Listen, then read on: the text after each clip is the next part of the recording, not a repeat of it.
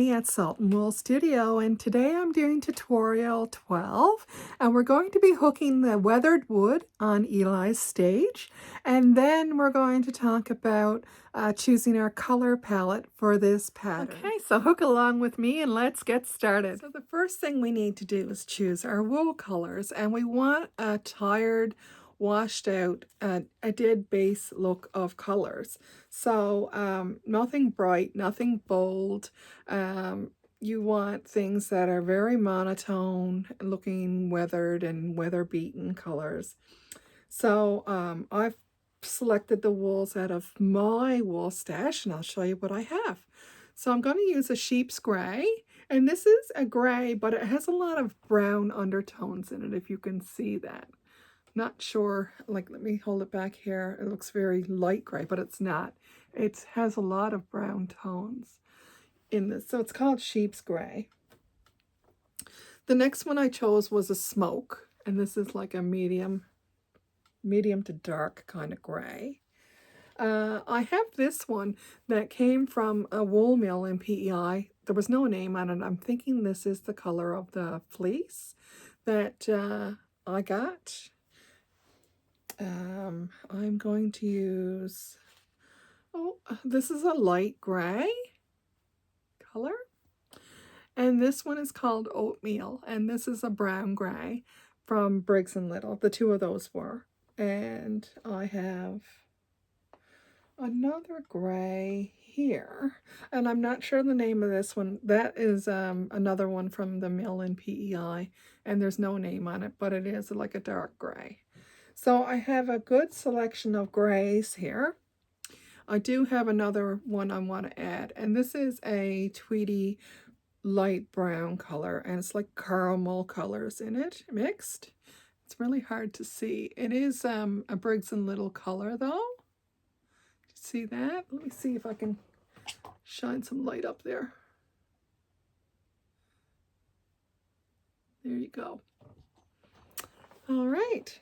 So that's the colors that I'm going to start with.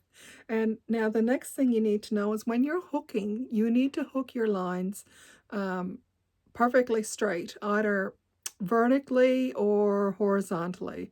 Never hook in a curve when you're hooking wood, unless it's a log or an actual piece of driftwood. Actually, and now that I think about it, speaking of the word driftwood, Briggs & Little does sell a wool called driftwood. It is a nice color to use in this. I could not get it, but it is a nice one to for a go-to. So having said all that, so now I have 4 shades of grays. Actually, I have 5. 4 and a dark gray. So what I'm going to do for my wharf boards, I'm going to stagger them. I'm going to hook, starting with my, let's see, so let me get this sorted here. And I'm going to start with my medium gray. Nope, actually this one, the dark gray. So I'm going to hook 5 loops of this. 5 loops of this medium gray. Then I'm going to go to my oatmeal and hook 5 loops of this. Then I'm going to go to my medium gray. So I went dark, oatmeal, medium gray, and then light gray. And I'm going to hook 5 loops, 6 loops, 5 loops, 6 loops. So I'm going to hook all this in a line straight across on that wharf. So that'll be one run across the wharf. And then my next one, I'm going to stagger it. And instead of doing it this way, I'm going to start off with light gray, medium gray, oatmeal, and then dark gray. So do you see what I'm saying there? Like, I'm going to be staggering the boards and the colors on each run. So the next thing that you need to know is that direction hooking is very important when you're hooking these weathered boards. You need to be hooking the wharf all horizontally and those posts all vertically, and your stage. And even that alone adds the realism before you even have any color in there. So it makes a big difference. You can texture your wool.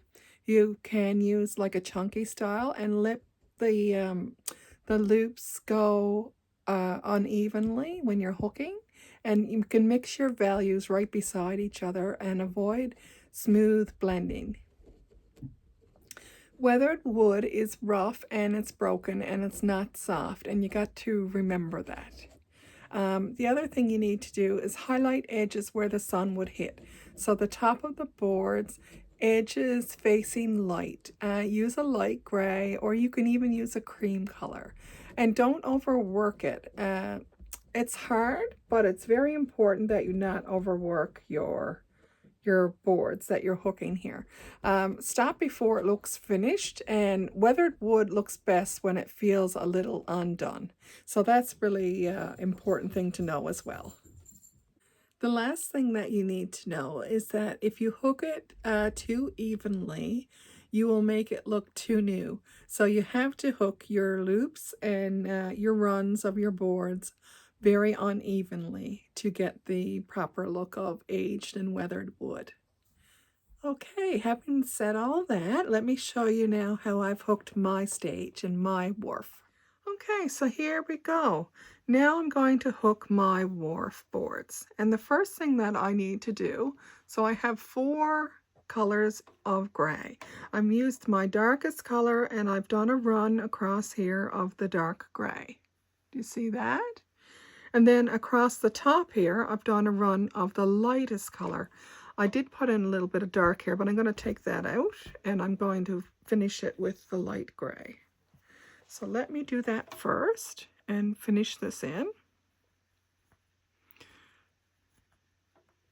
right here.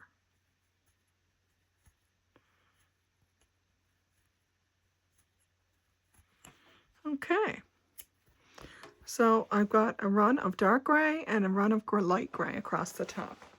The next thing now I'm going to do is to start my board colors. So now my board color choices are those 4 there. And I'm actually going to use this one too, I decided after. So I'm going to have 5 colors for my board. So these are the 5 colors that I'm going to use. So, and I'm going to start with this one. And I'm going to hook right here. So 1, 2, 3, 4 loops, maybe one more, 5. There we go, and that's it. So that's my first piece of board put in. Secondly, I'm going back to my light gray now. 1, 2, 3, 4, 5, 6, 7. There we go. Now I'm going to use my sheep's gray.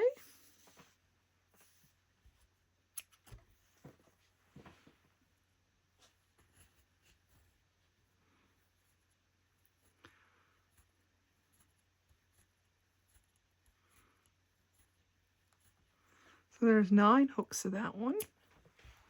So I'm keeping it very unregular. And the next color I'm going to use is my darker gray.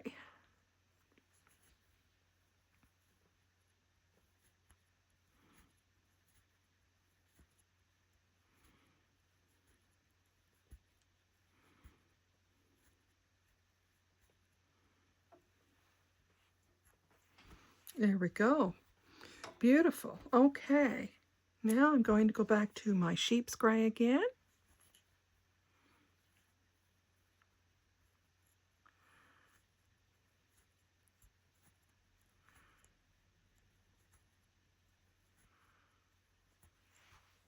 Like so, and then the light gray.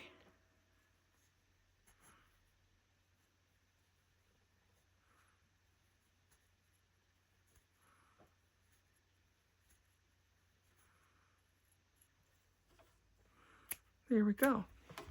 Sorry, that was dark gray. But you see what I did there? So I just staggered it a little bit. So now I'm just going to put a little bit of brown in right here.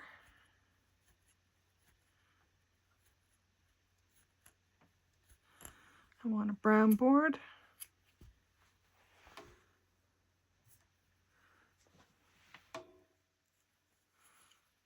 And this is the sheep's gray again. stopping at right there.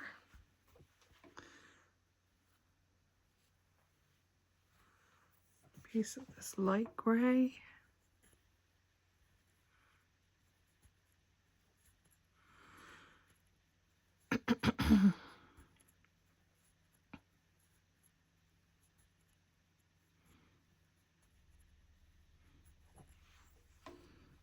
There we go. And I'm going to use a little tiny bit more of that brown.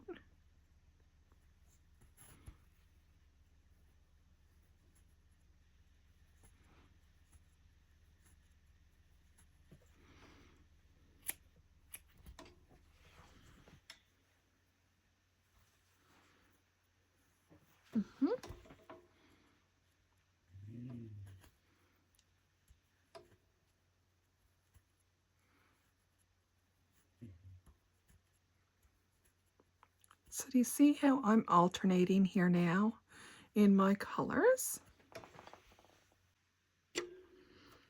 Okay, so I just did that run, and now I'm just going to start the next one. So I'm going to go back with my dark gray again.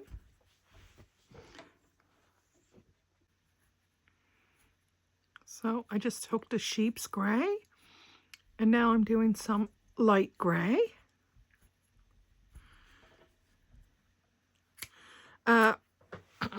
Something I should mention is I'm using a lot of really fibrous wools. Like the Briggs & Little wool is great, but like these two wools here came from a mill, and they're pretty rough. Like this is pretty almost like felted. Like you see that? Like it's really texturous. So it's not ideal, but I want to use it. I mean, I've got it. I paid for it. I'm going to use it up. But it is like, it's not so neat as what I would love to have this. Really? Like, yeah, so anyway, I'm just going with it here right now. And I'll see what I get when I get it all done and how I feel about it. But if you're using all the 2-ply Briggs & Little wool, you're not going to have the problem that I have here right now going on. This is only because I'm using a couple of other wools that are really heavy and not ideal for this. So I'm just finishing up this one here.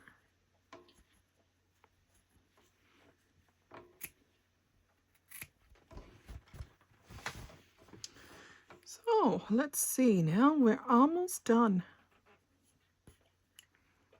this row.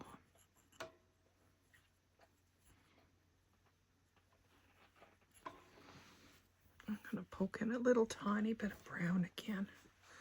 I kind of like this brown. It's giving it a little bit of something extra here, and that makes a difference when you're hooking these boards.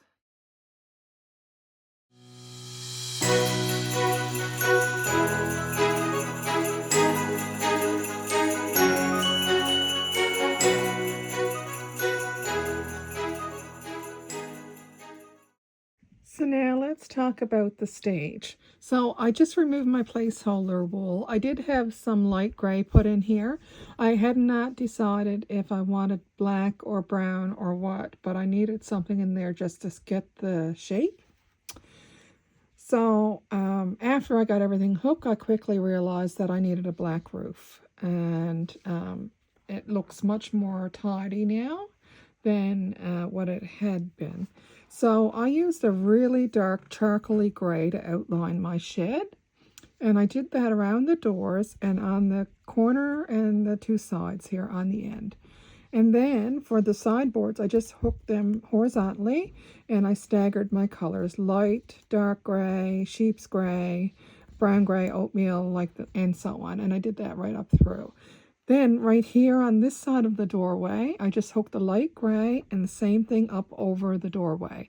This is where the light is hitting it the most, because in this pattern, I've thought about where I wanted the sun coming from, and the sun is going to be overhead. So, and up to the right. So this is where the light would hit it the most, is on this side.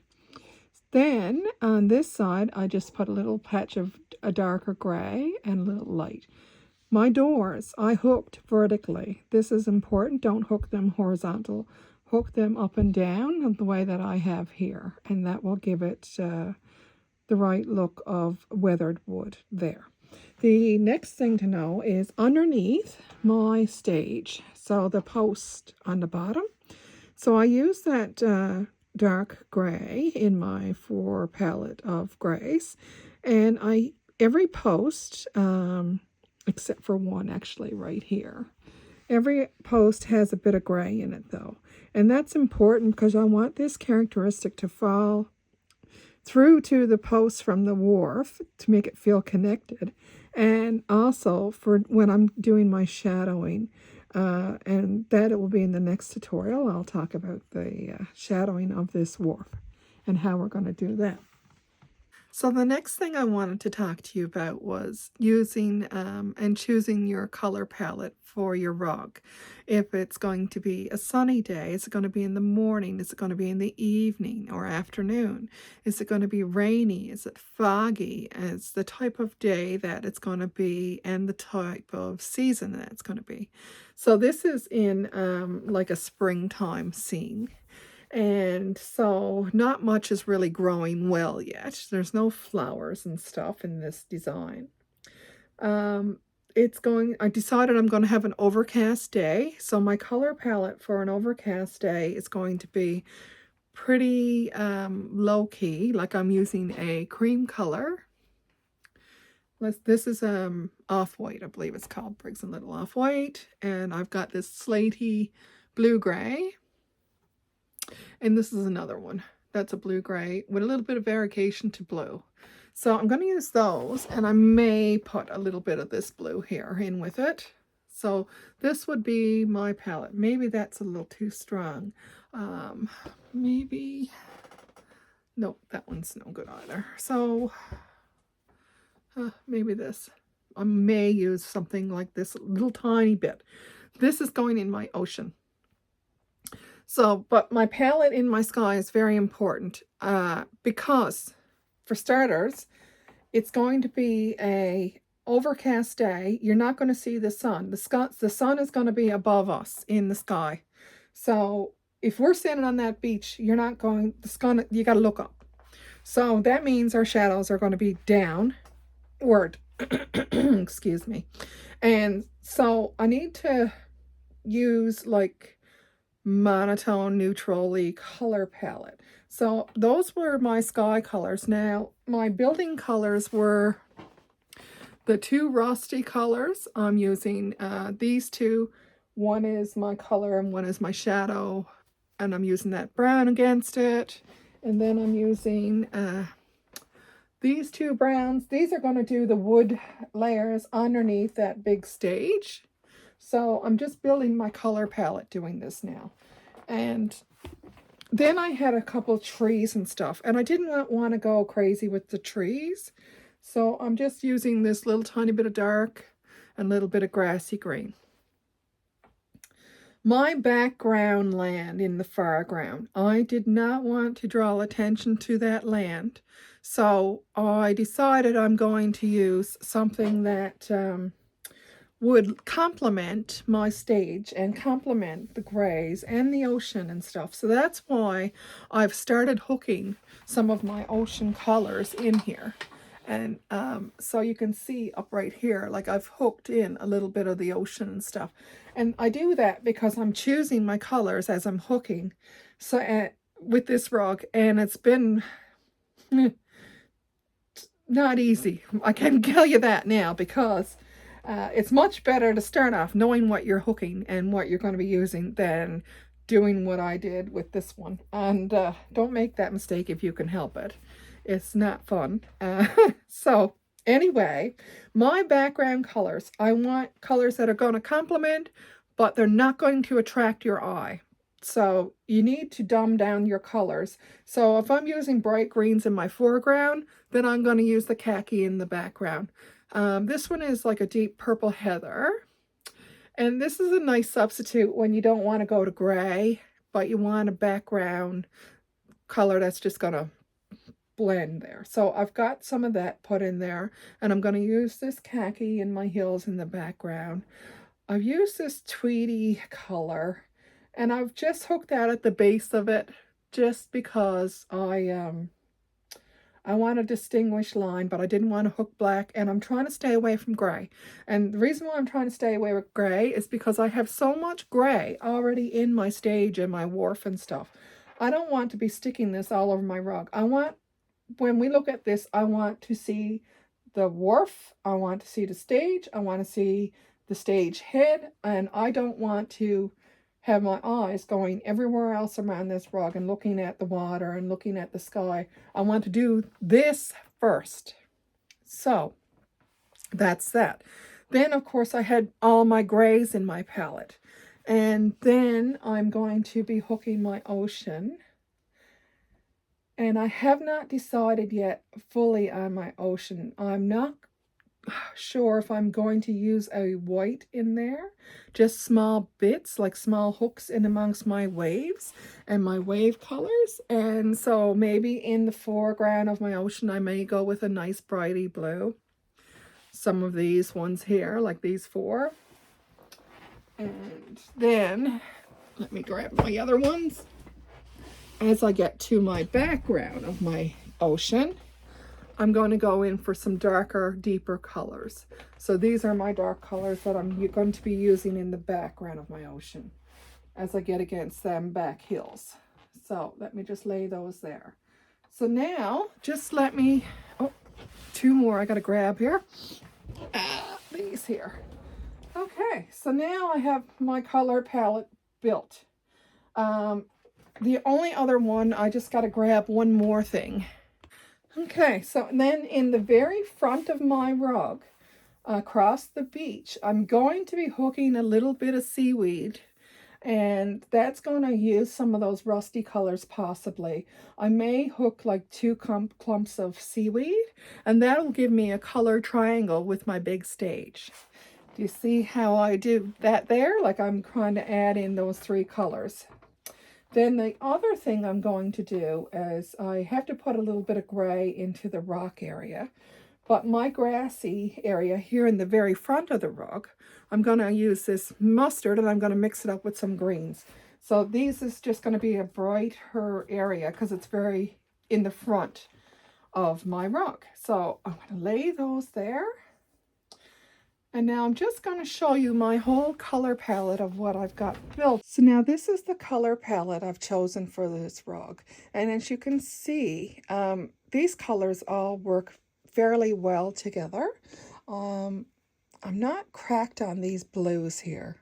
So I may decide something different, but for now, this is what I've got. So these go well together. The greens work well. The khakis and the browns work well. The navy and this one here is not sure what that's called, but it's like a purple navy. It's really pretty, actually. Really, really pretty wool. And so I'm going to use some of that with the navy in the very back of my ocean. So what I have hooked up here right now is just a solid blue denim, I believe this is. So I'm not going to leave that there. That's just put in place as I was deciding what I was going to do. But I wanted to do that just to see how that plays up against khaki. And this is a little bit of that purple heather. This one here, see? So that's how I choose this rug, these colors. And so now you can see that the background and the sky of my rug are going to be all those slaty, muted down colors. And the foreground of my rug are going to be brighter colors. And my stage is really what's going to stand out, which is what I want. So one good tip for when you're choosing your background colors is the further away, the lighter, the duller, and the cooler it gets.